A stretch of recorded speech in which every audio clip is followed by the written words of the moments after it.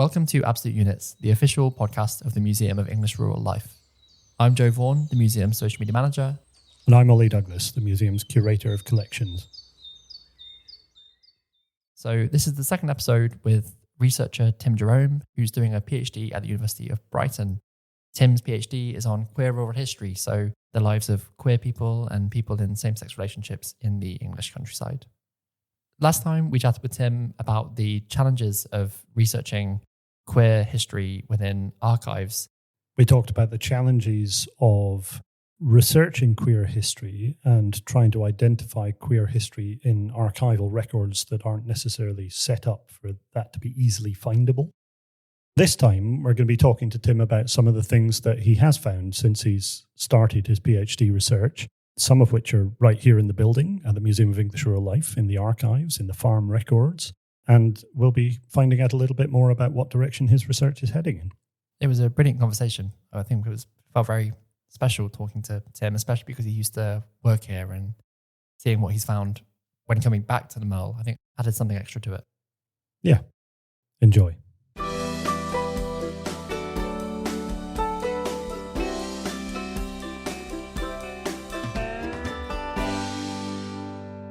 So we pretended to have a break and we've eaten some cake Tim brought in. Tim brought in some delicious vegan cake. So one of the joys of working with Tim, as well as his exhaustive passion of uncovering history and the care you show in dealing with sensitive topics, is the extraordinary cake you make. One of my favourite parts is when there's a new person working in the reading room downstairs. They see me just come in with this huge crate full of cake that I've baked for everyone. And they're just kind of astonished that this random reader that they've never met before is apparently showering them with baked goods. Note to all listeners out there who want to come and make use of the reading room, cake is welcome. In a box. In a box. Which is not opened in the reading room. Yeah. Tim knows the rules. He used to lay them down. Well, we did talk in the last episode about the sort of traditional role of archivists and changing different approaches to archival work, and perhaps cake is part of that, but so is tackling the ideas of neutrality and objectivity and thinking much more about the biases we bring to our work as well as the baked goods, I suppose. Yeah, although sugar does help with the thinking process. So based on that, obviously we talked a little bit about how searching through archives for historic examples of queer experience can be a bit like searching for a needle in a haystack, which is a nice, suitably rural metaphor. What's the experience like, and how has that research process felt so far? Well, with regard to the farm records, which I've been looking at here, the experience is very much looking at up to 1,000 letters a day, almost always finding nothing of relevance. I've been looking at correspondence and diaries because that's where the social history creeps into it. The collection was originally got together in the 1960s and 70s as economic history, but accidentally they picked up some social history as well, which I was very pleased with. But yeah, endlessly going through letters and diaries, people saying a heron flew over my wheat field today, every day for a month, reading that entry over and over again. That's what the daily experience is like. Just to recap the last episode as well, for anyone who hasn't caught that yet, what kind of things are you looking for in these letters to kind of indicate the relevance to your research? Essentially, I'm looking for any evidence of same-sex relationships or queer relationships amongst the people who appear in the farm records.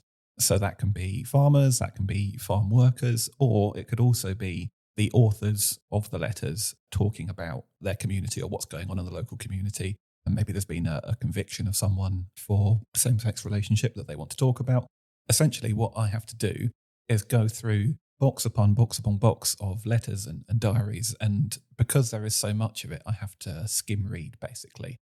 I'm just hoping that words within these documents will jump out at me to suggest there is a queer relationship going on in these farm records. And just to recap, the whole reason why I'm doing this is because research into queer histories in England so far has been completely focused on cities. So I'm trying to expand things out to the countryside for my PhD, show that queer people have always been in the countryside and always will be.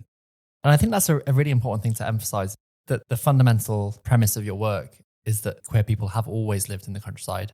What has been missing is evidence and interpreted archives to tell us stories about their lives, basically. Yeah. We know that queer people have always lived in the countryside. It goes without saying, but as historians, as collections people and collections workers and collections professionals and so on, we need that evidence. It's so important to our work and as historians as well. I mean, you say it goes without saying, but it has gone unsaid, I suppose, and that's the interesting fundamental. Yeah, and that's what engages people too, is the personal side and the personal stories, because it's all well and good to say they must have been there, but that's not really very interesting. What's interesting is the details of people's relationships and how they navigated things at times when they were persecuted, and maybe the lives that they had outside of their relationships, how the local community responded to them as well, I think is absolutely fascinating, and whether there was a difference in that between cities and towns, whether rural communities were more or less accepting than we might expect. I've always found working in a museum and in an archive, those personal stories connect with people, visitors and audiences better than anything else.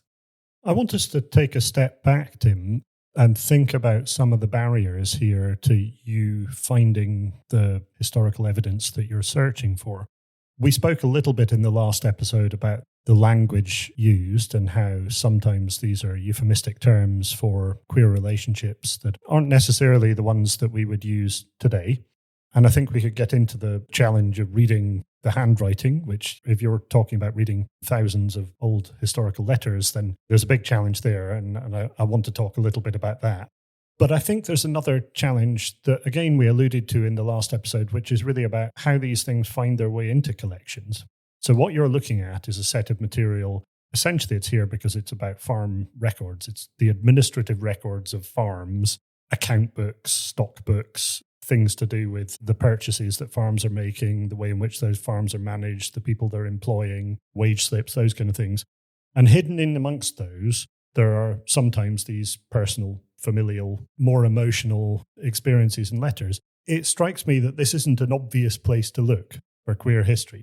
You might go to an archive and expect there to be an archive of queer history and for it to be just jam-packed full of things about loving and emotional relationships and sexual experiences and those kind of engagements and networks. Where else might you look to find the experience of queer rural people in the past? I mean, farms are one place. Are there other places that you're exploring? So something we mentioned in the last episode was the British Newspaper Archive, and also court records to go along with that, because although there is obviously that criminal element to it, which makes it difficult to find those personal stories, you do sometimes get personal accounts within those of people testifying or seeing who they've been convicted with, suggesting they may be in a relationship with that person. Outside of the criminal side of things, there's also a really fascinating network of rural creative people that I've found. Pretty much just after World War I, sort of the few decades after that, there's this network of writers and artists and musicians who very often met in cities and met in that kind of cultural metropolis. And then when they found their partner, they would move out to the countryside and were very often inspired by the countryside in their work in terms of landscape art, in terms of folk music and that kind of thing. And their archives are very often quite well preserved, having kept diaries, a lot of them, like I said, being writers themselves. I've got quite a lot of examples of those. So there's Cedric Morris and Arthur Lett Haynes, who were two artists who moved to rural Suffolk. There's David Brinley and Norman Notley, who were musicians who moved to Dorset. There's a couple who I'm going to research in detail in the coming weeks, who are called Valentine Ackland and Sylvia Townsend Warner, who were a pair of communist lesbian poets who were investigated by MI5. And there's the whole Bloomsbury group as well, who were based at Charleston Farmhouse down in Sussex. The letters and diaries relating to them are extensive. I think there's a slight difference that I can see here. So these are archives that you're talking about where perhaps the couples involved were maybe their sexuality was known during their lifetime, that it was perhaps less explosive for those archives to be kept and survive intact. And I think some of those examples that you found in amongst the farm records here at the MERL have survived by accident rather than by design. I think had the families in many cases gone through that material with a fine-tooth comb looking for material that wasn't to do with farm administration, they might well have taken that material out. So I think there's a degree of chance to what survives and what doesn't in some of these areas, but I think there are kind of different strands and methodologies that you're using, which are quite interesting. Yeah, and in terms of these creative people, I wouldn't say that I've discovered that any of them were queer. I've been told by the people who run the museums that hold their archives, for example, that they have this collection relating to a queer couple, which I then go and investigate and find out more about them and their rurality and how they felt about the countryside. But when it comes to the farm records, those queer histories that I find, or those bits of evidence of somebody's queerness, is based on perhaps a scrap of paper which has been overlooked and has a note scribbled on it.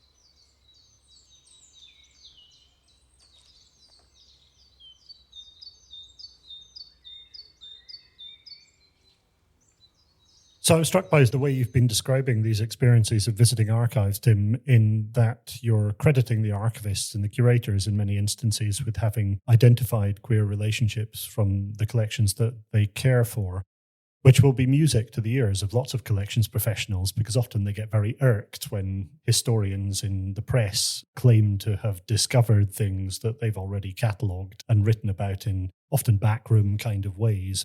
Is that something that resonates with you?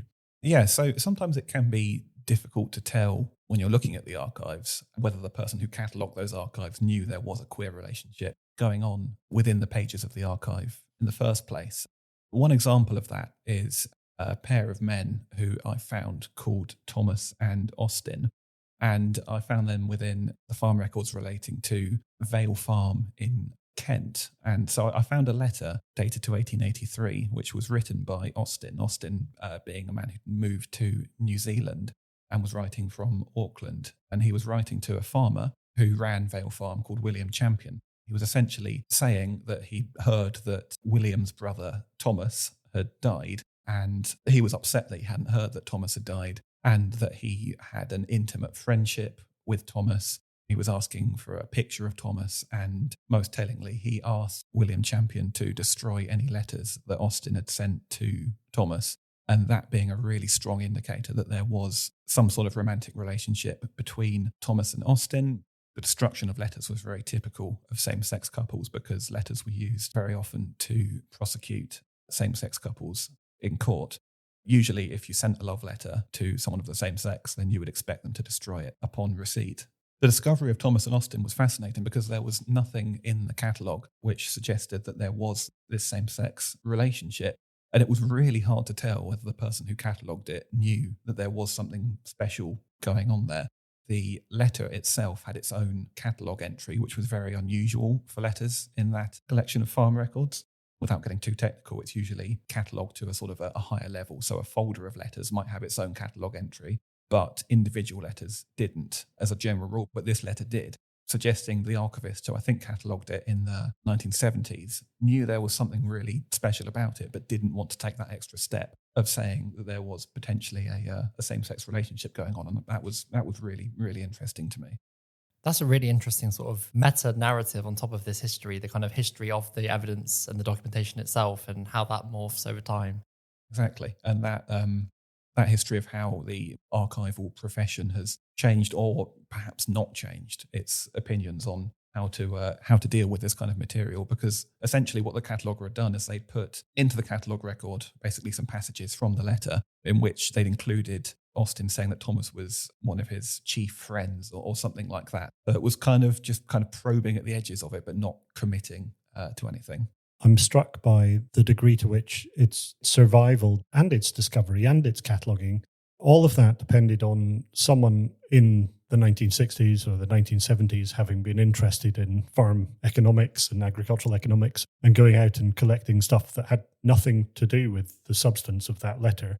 And yet within that letter is probably the only surviving evidence of a very personal relationship and moment in some people's lives.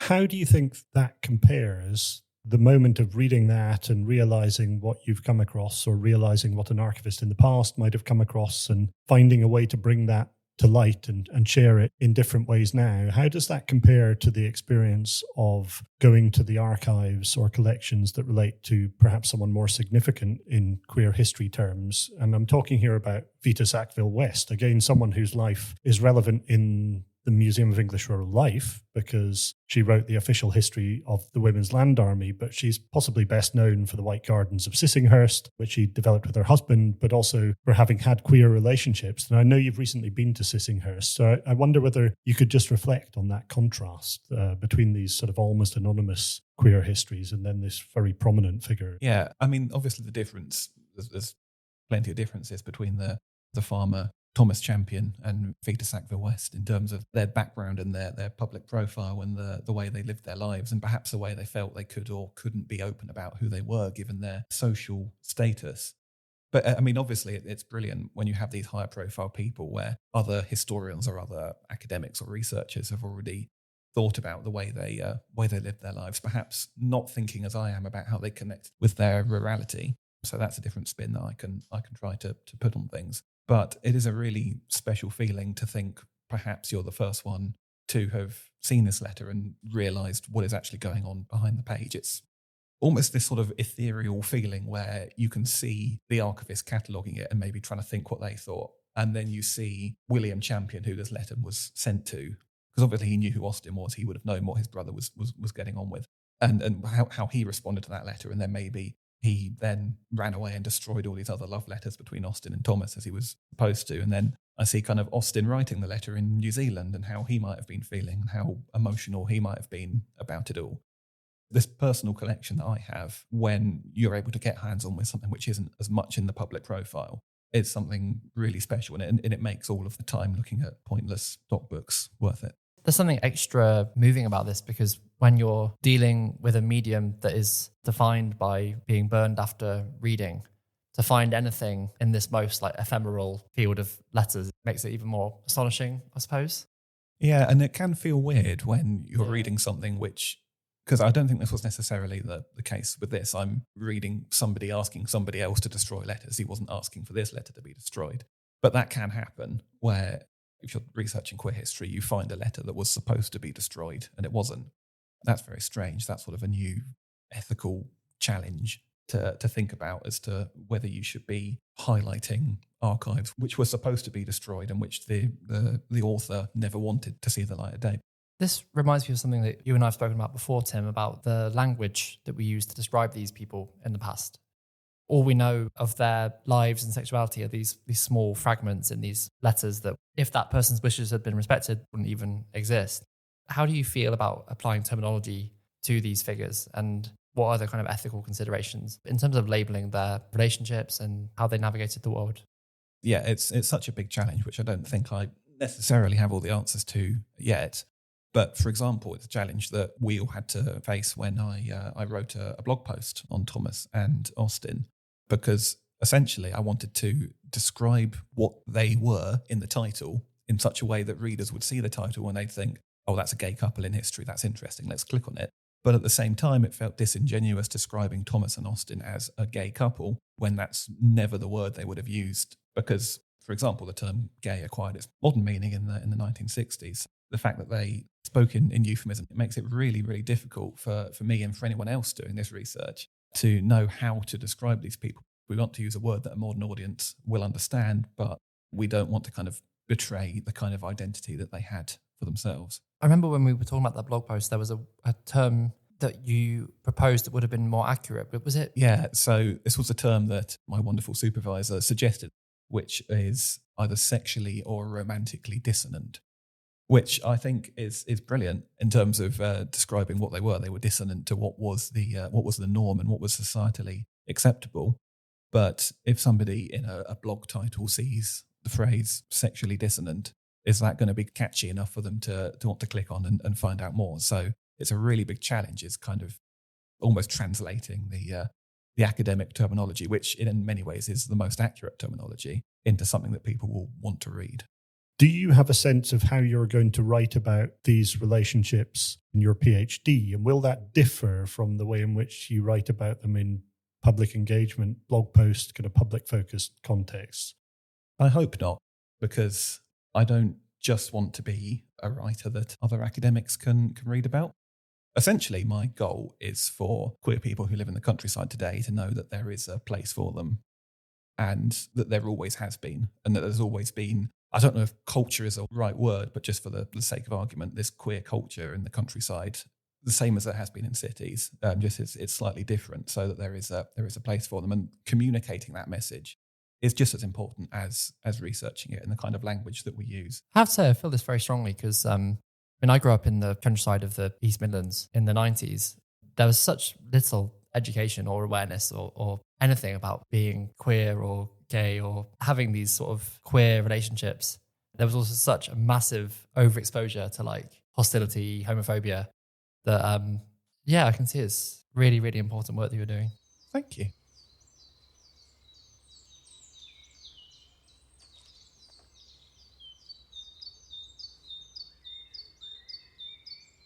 So the whole terminology question, there's so many different angles to it.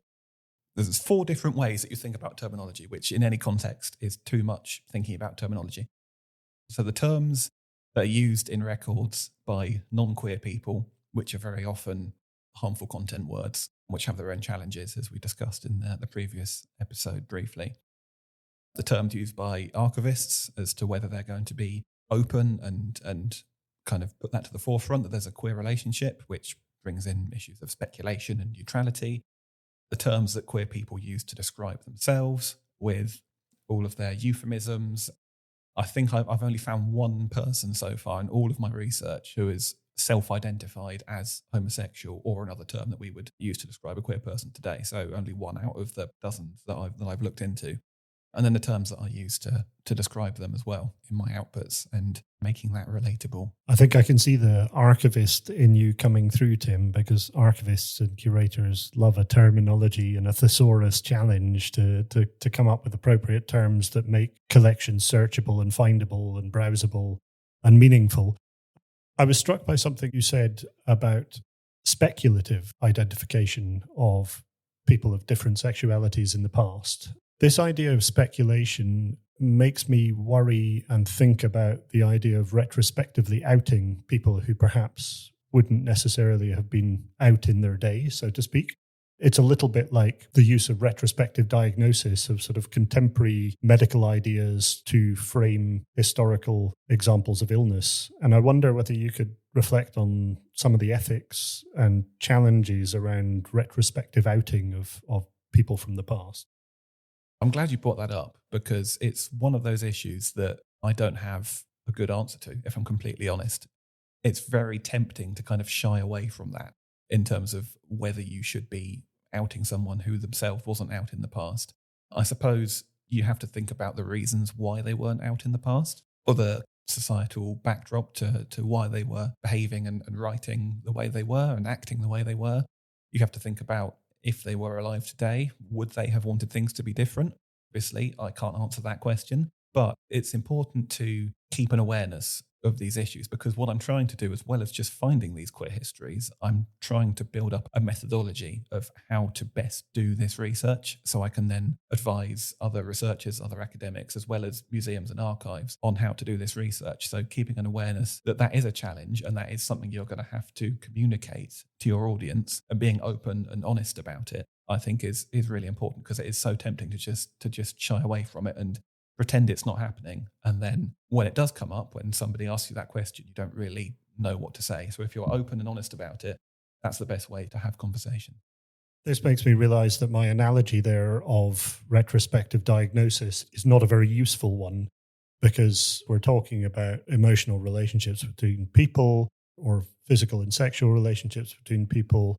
And although the language used to frame those and the social and cultural context within which they were taking place may have been very different, and the constraints and sort of caveats around that might cause people not to want to be more open and public about those experiences.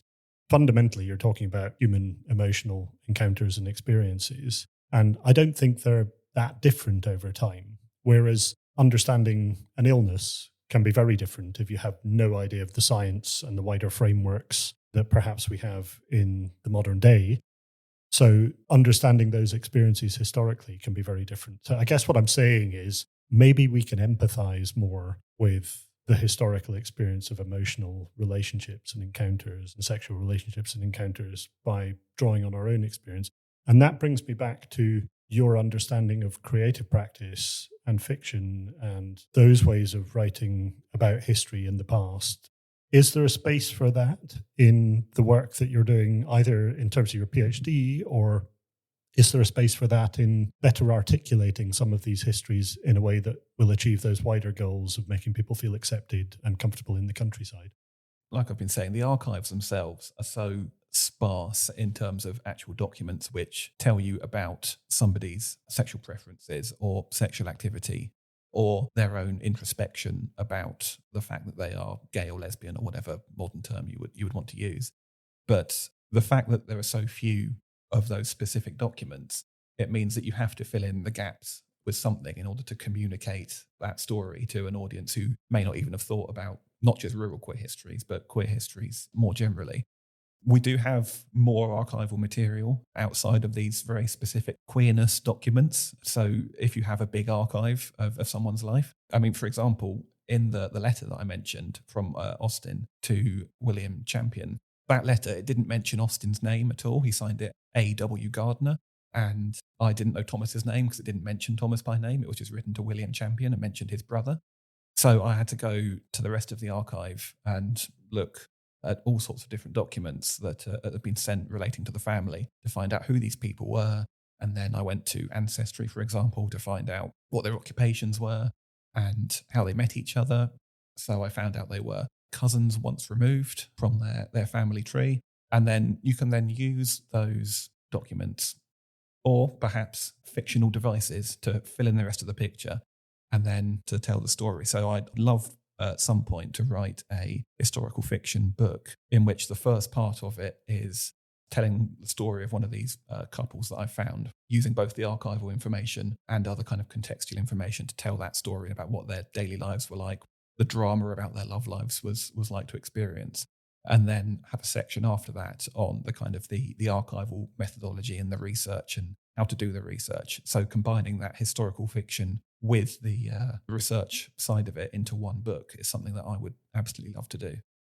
That feels really interesting because I suppose it wouldn't quite be a history and it wouldn't quite be a fiction, but it would be an interesting combination of the two that does a different purpose. Yeah, exactly. And something I mentioned, which I'm sure that the listeners will be aware of, is I mentioned that the two of them are first cousins, the two men that I found. So I just wanted to touch on that briefly because I had a bit of a moralistic crisis a few months ago where I was almost feeling that a lot of the people that I found in the archives had relationships which would not necessarily be considered wholesome in the modern sense.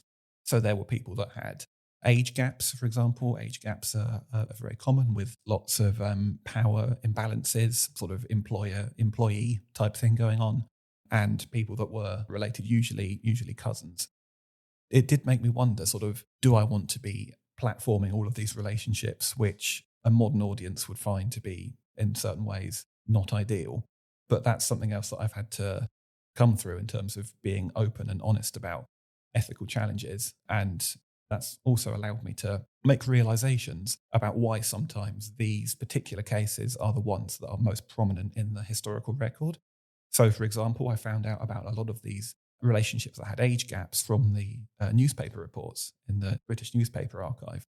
I became aware, having discussed this with friends and colleagues and supervisors, that perhaps those newspaper reports wanted to highlight the most dramatic and perhaps the most morally outrageous cases and write pages and pages on them because that kind of narrative fitted in what the newspaper wanted to put forward, which was that this sort of thing was unacceptable and was outrageous. Whereas there were many, many cases in the newspapers where it just said so-and-so and so-and-so convicted, and that was it. And there was nothing else. And that perhaps was something that was less, quote-unquote, exciting.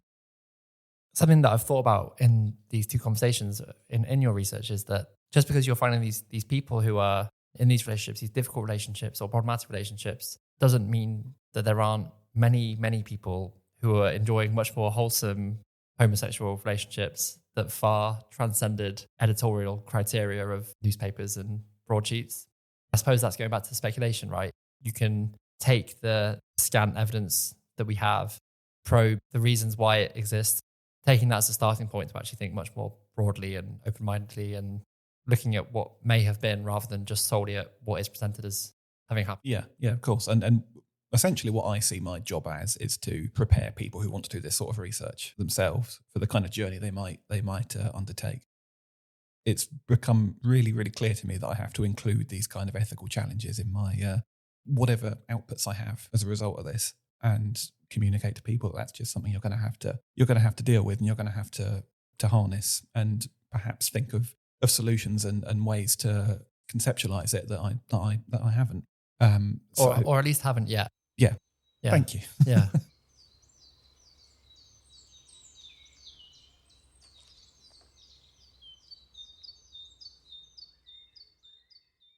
I want to pick up on another issue that's in some ways related to this idea of trying to be accurate and realistic in our portrayal and understanding of the past. People tend to come to collections like that of the Museum of English Oral Life with rose-tinted spectacles. You know, there's this nostalgic sense that life in the countryside is a sort of pastoral idyll of lovely frolicking in fields and hanging around in glorious, endless English summers. People think it's all hunky-dory, it's lovely, it's great. And in reality, it wasn't always like that. There's a degree to which when we're trying to write histories that are more inclusive, we tend to look only for the positives. And we hold these people up on a pedestal as if they're perfect pinnacles and icons, because we can't see them as anything other than positive. It's going to be running counter to the idea of making a more inclusive world. How do you grapple with that in relation with, seeing past queer people as nothing but ideal? Is that something that you're also trying to contend with? Yeah, there's all sorts of kind of conflicts and tensions going on in my own head over that. There's obviously the kind of the personal knowledge of ultimately why I'm wanting to do this research is for a positive reason. Like I said, so that queer people know they've always had that representation. Obviously, there is the archivist and collections person in me as well, who knows how important it is to depict the past honestly and openly and truthfully. And I think that is also a very important aspect of doing this work. But if you just try and kind of present this rose-tinted version of history, it's not real. And that is not what is going to engage people with it. People aren't stupid. They're not going to think that those who had to live life being persecuted, and probably a lot of people disliking themselves as a result of that and trying to be something they weren't. It's not real to think that they all would have had wonderful, wholesome relationships in this world of criminality and stigma. So I think just being honest about things is the best way to go. I can see as well that searching for that kind of perfect evidence in an archive is also deeply problematic and a barrier to actually making any progress at all. If all you're looking for is flawless, unproblematic stories, again, you're not going to make progress because of the reasons you've just articulated. Yeah, and I mean, I was perfectly prepared to come into this whole PhD and find absolutely nothing in the archives throughout the course of it. So it's again, I don't want to be disingenuous, and I don't want to ignore evidence that builds the overall narrative. That's what I'm looking for. I'm looking to prove that there was queerness in the countryside, and I think I'm only a year into my project, and hopefully I've already done that to a certain extent. Well, I just want to say, I think you've been nothing but totally genuous. What's the opposite of disingenuous? Honest? Yeah. Open? Well, I've never, because the prefix is dis, but then you can't have genuous without disingenuous. No. Ingenuous is being genuine. Yeah. Disingenuous. Yeah. Genuine. Oh yeah. It's disingenuous, isn't it? Yeah, and I just want to say, I mean, I think that the last word I would use to describe you throughout these episodes is disingenuous. I think it's been a remarkable, really interesting and quite moving conversation chatting with you, Tim. So, thank you so much for coming on. As people who knew you from before you started this research, it's amazing to see the work you've achieved already, and I think we're really excited for there's an ambulance. As people who knew you from before you started this work, we're really excited to see what you'll keep finding. I want to finish, Tim, by just touching on one more thing, which is that you were in the reading room today carrying out research, and I think you came across another example today. Would you share with us just the details of that as well? Yeah, so I've been going through a massive, massive archive relating to a farm called Roadknight's Farm in Oxfordshire, and I've come across a couple of examples of same-sex affection towards the farmer Richard Roadknight, two of which we have examples of that in our community case downstairs. One of those examples is just scribbled on the back of an envelope the words, "I love you very much," and then a question about wearing slacks in a field because they were going to be cavorting through the harvest fields. It was signed Joey, and that was it. That was all I could find from Joey in the whole archive. And then this morning I found another letter from him, which was about him going to America to live there. And this was 5 years after this original note. There's probably still more to find from Joey. He mentioned about how sweet it was that Richard was thinking of him. So there's still those undertones going on, but the search continues. Well, what an extraordinary place to end. Yeah, live research happening right now, and then upstairs we dragged him in and recorded a B8K podcast. and chatted about podcasts. Yeah. It doesn't get much better than this, actually. Working Well, in the museum. I'm waiting for after Tim's been inspired by the museum and his work here, and he's gone on to this extraordinary academic career, and then he's translated that academic career into further historical fiction. I'm waiting for the big screen adaptation of maybe the story of Letters Thomas and from Austin Joey. or Letters from Joey. Yeah, Letters from Joey. Thank you so much for being with us, Tim. Where can people find out more about your work? So I am on Blue Sky. If you just put Tim Jerrome into Blue Sky, I am the only Tim Jerrome with 2 R's in Jerome.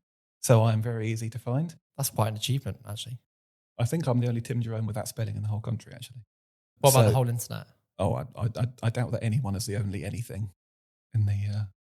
I know what I'm doing after this. I'm Googling Tim. Yeah, we're Googling what Tim We're Jerome's. Googling Tim, and we're finding out more about Tim Jerome's worldwide. Watch this space for that extraordinary I'm podcast. going to change the talking points. Where could people learn more about Tim Jerome's? If you find another one and get them on the podcast, I will be extremely jealous. Blue Sky's the best place. I've got a page on the University of Brighton website as well, and on the website of my lovely funder Techne as well. They have a profile for me. So any of those places, go and read about my stuff, which I've just been talking about. And I've probably written in less detail about myself there than I've been talking about now. So there might be no point. Also, the rainbow canopy display that Tim's contributed to is on show at the MERL at the moment and will be in the community case until January, I think. So if you could make it to Reading, do come before then. But yeah, thank you so much to the one and only Tim Jerrome. Thanks, Tim. Thank you very much for having me. I feel so special. It's been wonderful. Yeah. Really good to chat with you. Brilliant. All right. Thank you for listening, and Thank we'll you. see you again soon. Bye-bye. Thank you for listening to Absolute Units. I've been Joe Vaughan. You still are. I still am. Who are you? I'm Ollie Douglas. Absolute Units is made possible by Museums Partnership Reading, a partnership of the MERL with Reading Museum. If you're listening on release day on Thursday, the 30th of October, we'll be back tomorrow with a bonus Halloween episode. Do you need me to explain what the hell? Do you want to explain what Halloween is, Ollie? Yeah. We're speaking to Mark Norman, who's the host of the Folklore podcast. And the founder of the Folklore Library and Archive. And we're going to chat about lots of spooky things from rural contexts, as well as a very special guest, Scooby-Doo. Is Scooby-Doo actually coming? I mean, if he came, he was very quiet.